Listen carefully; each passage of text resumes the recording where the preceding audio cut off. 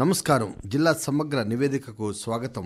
ఈ కార్యక్రమం ద్వారా ఆయా జిల్లాల్లో అభివృద్ధి కార్యక్రమాలు, సంఘటనలు తదితర విషయాల గురించి మనం తెలుసుకుంటున్నాం. ప్రస్తుతం వికారాబాద్ జిల్లా నుంచి మా ప్రతినిధి ఎల్ నరేంద్ర గారు అందుబాటులో ఉన్నారు. వారిని అడిగి మరిన్ని వివరాలు తెలుసుకుందాం. నమస్కారం నరేంద్ర గారు. నమస్కారం. చెప్పండి, వికారాబాద్ జిల్లాలో పార్లమెంటు ఎన్నికల నేపథ్యంలో జిల్లా కలెక్టర్ ఎన్నికల నిర్వహణ పట్ల ఎలాంటి కార్యక్రమాలను నిర్వహిస్తున్నారు?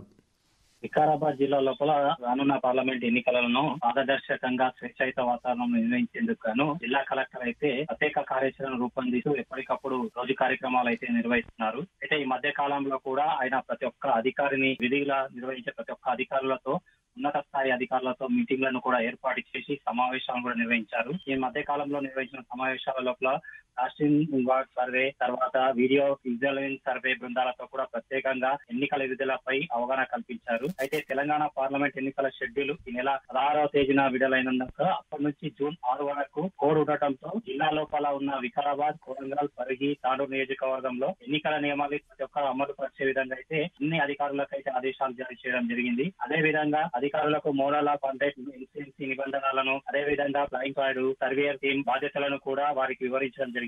మరోవైపు జిల్లా లోపల ఇప్పటి వరకు 6 ఫ్లయింగ్ కార్స్ తో మరియు SC/ST 3 చిప్త మాదిరిగా మొత్తం ప్రతి రాష్ట్ర సరిహద్దు ప్రాంతాలలో కూడా 24 గంటలు పర్యవేక్షణ ఉండేటట్లు కూడా పోలీస్ సిబ్బందిని కూడా అవగాహన కల్పించి ఏ విధంగా నిర్వహించాలి విధులు, ఎప్పుడు ఎవరెవరు అధికారులు ఉన్నారనేది కూడా ప్రణాళిక సిద్ధం చేసి పనిలో కూడా నిమగ్నమయ్యారు. మరోవైపు ఫ్లయింగ్ స్క్వాడ్ బృందాలు కూడా ఇప్పుడే ఇదివరకే వాహనాలను కూడా తనిఖీ చేస్తూ ఏదైనా అనుమానంగా ఉంటే కూడా వాటి అదుపులో తీసుకుని జిల్లా కలెక్టర్ కి ఎప్పటికప్పుడు సమాచారం కూడా అందిస్తున్నారు. ఈ విధంగా నిఘా బృందాలు కూడా తమకు కేటాయించిన ప్రదేశాల్లో కూడా విధులు అయితే నిర్వహిస్తున్నారు. వికారాబాద్ జిల్లాలో ఇంటర్మీడియట్ పరీక్షలు ఎలా జరిగాయి? ఇంటర్మీడియట్ మొదటి ద్వితీయ సంవత్సర వార్షిక పరీక్షలు జిల్లాలో అయితే ప్రశాంతంగా జరిగాయని చెప్పవచ్చు. అయితే ఇందుకోసం ఇంటర్మీడియట్ బోర్డు అధికారుల ఆదేశాల మేరకు అయితే పరీక్షలు పకడ్బందీగా నిర్వహించినట్లుగా చర్యలు తీసుకొని పకడ్బందీగా నిర్వహించారు. అయితే ఇంటర్ బోర్డు అధ్యక్షుల ఆదేశాల మేరకు జిల్లా లోపల అయితే 29 పరీక్షా కేంద్రాలను అయితే ఏర్పాటు చేశారు. ఇందులో 14 ప్రైవేటు, 3 ప్రభుత్వ, 6 రెసిడెన్షియల్ కళాశాలల్లో పరీక్షలు విద్యార్థులు రాశారు. జిల్లా వ్యాప్తంగా 35 మంది చీఫ్ సూపరింటెండెంట్లతో అదేవిధంగా 30 మంది DVOలు కూడా విధులు అయితే నిర్వహించారు. వీరే కాకుండా ఫ్లయింగ్ కార్డ్స్, సిట్టింగ్ స్క్వాడ్స్ లో ఏర్పాటు చేసి ఎప్పటికప్పుడు తనిఖీలు నిర్వహించి జిల్లా లోపల ఎలాంటి మార్క్స్ కాపింగ్ కానీ బయటికి పేపర్ లీకేజ్ కానీ జరగకుండా అయితే జరిగాయి. 2023-24 ఆర్థిక సంవత్సరానికి గాను జిల్లాలోని గ్రామ పంచాయతీలలో ఆస్తి పన్ను వసూళ్లపై అధికారులు ఎలాంటి చర్యలు తీసుకున్నారు? వికారాబాద్ జిల్లాలకు ఈ ఆర్థిక సంవత్సరం గానీ ప్రతి గ్రామ పంచాయతీలో ఆస్తి పన్నుల వసూలపై ప్రత్యేకంగా దృష్టి పెట్టారని చెప్పవచ్చు. ఇందుకోసం ఈ ఆర్థిక సంవత్సరం 10 రోజులు ఉండటంతో ఇదివరకే 70% అయితే ఆస్తి పన్ను వసూలైనట్లు కూడా అధికారులు తెలిపారు. అయితే జిల్లా లోపల ఉన్న 566 గ్రామ పంచాయతీలో 100% పన్నులు వసూలు చేసే విధంగా అయితే చెల్రైవ్ను ఏర్పాటు చేశారు. ఇప్పటి వరకే 75.42% మేర ఆస్తి పన్నులను వసూలు చేసినట్లుగా అధికారులు తెలిపారు.